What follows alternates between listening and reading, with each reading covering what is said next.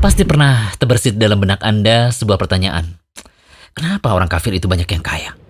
Atau Anda sendiri melihat orang yang selalu bermaksiat kepada Allah, seperti orang yang kerjanya di lembaga keuangan, yang berkecimpung dengan perbuatan riba, orang yang dikenal gemar melakukan suap menyuap, atau profesi yang suka mengumbar aurat malah menjadi kaya, hidupnya bahagia, dan jauh dari kehidupan yang susah.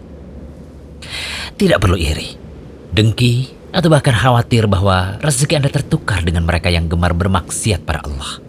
Meski Anda tidak pernah meninggalkan sholat, selalu menunaikan zakat, juga puasa di bulan Ramadan, dan berusaha menjadi orang yang bertakwa pada Allah, tetapi belum dikaruniai rumah besar, mobil, dan kendaraan mewah, atau istilah masa kini yang dikenal dengan sebutan merdeka finansial.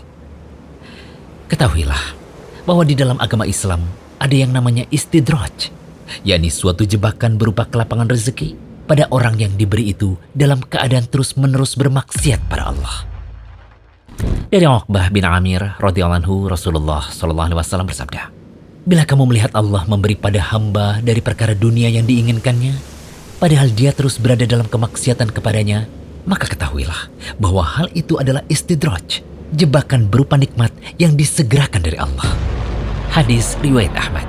Syekh Syuaib Al-Arnaud mengatakan bahwa hadis ini hasan dilihat dari jalur lain.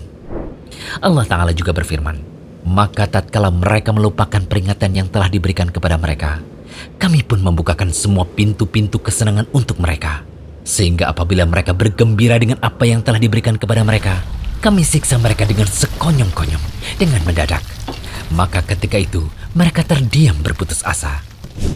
Dalam tafsir Al-Jalalain disebutkan, ketika mereka meninggalkan peringatan yang diberikan pada mereka, tidak mau mengindahkan peringatan tersebut, maka Allah buka pada mereka segala pintu nikmat sebagai bentuk istidraj pada mereka, sampai mereka berbangga akan hal itu dengan sombongnya.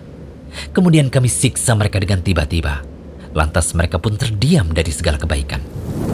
Syekh As-Sa'di juga menyatakan, ketika mereka melupakan peringatan Allah yang diberikan pada mereka, maka dibukakanlah berbagai pintu dunia dan kelezatannya.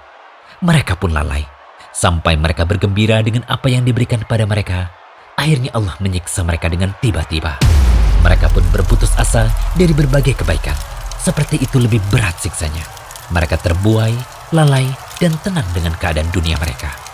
Namun itu sebenarnya lebih berat hukumannya dan jadi musibah yang besar.